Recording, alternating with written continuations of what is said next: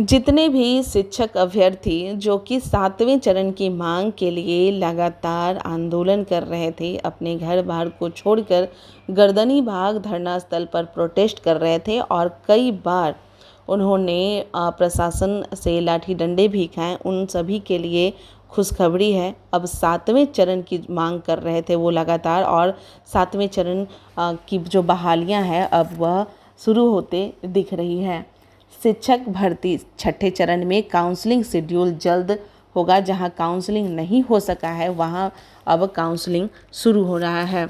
2019 से चल रही है 6ठे चरण की प्रक्रिया। 2019 से लगभग 3 साल में 6ठे चरण की प्रक्रिया चल रही है। 30 जून को 1850 और 26 अगस्त को मात्र 866 योग्य अभ्यर्थी ही मिले हैं।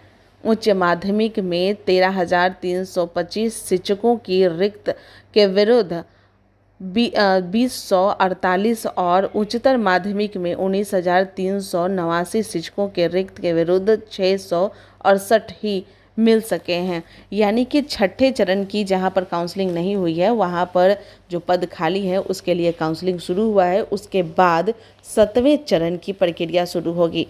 6ठे चरण में हाई स्कूलों में 32,714 शिक्षक बहाली के लिए एक बार फिर काउंसलिंग का शेड्यूल इसी सप्ताह जारी होगा। काउंसलिंग उन नियोजन शिक्षकों इकाइयों में कराई जाएगी जहां एक बार भी काउंसलिंग नहीं हुआ है। पटना और सारण जिला सहित आधा दर्जन से अधिक जिलों के नियोजन इकाइयों में काउंसलिंग होना है।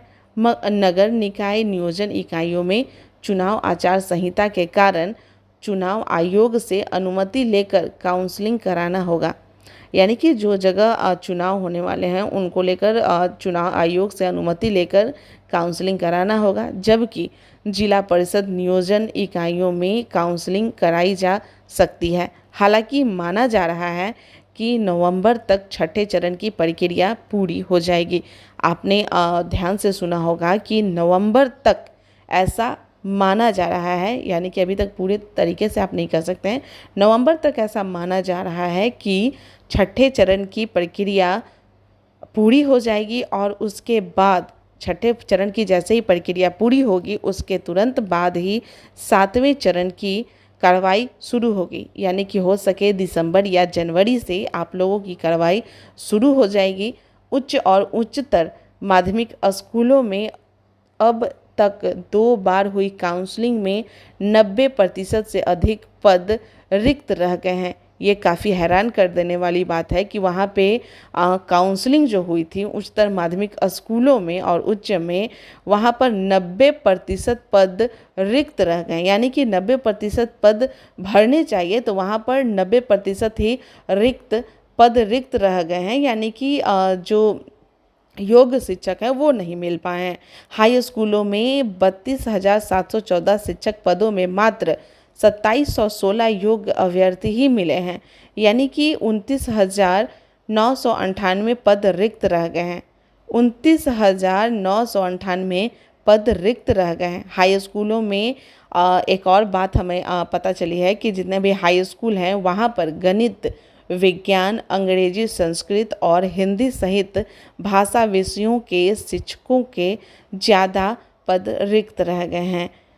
यानी कि ये सब पद वाले कम लोग वहाँ पे भरे थे, इसीलिए शायद गणित, विज्ञान, अंग्रेजी, संस्कृत और हिंदी सहित भाषा विषयों के शिक्षकों के ज़्यादा पद रिक्त रह गए हैं।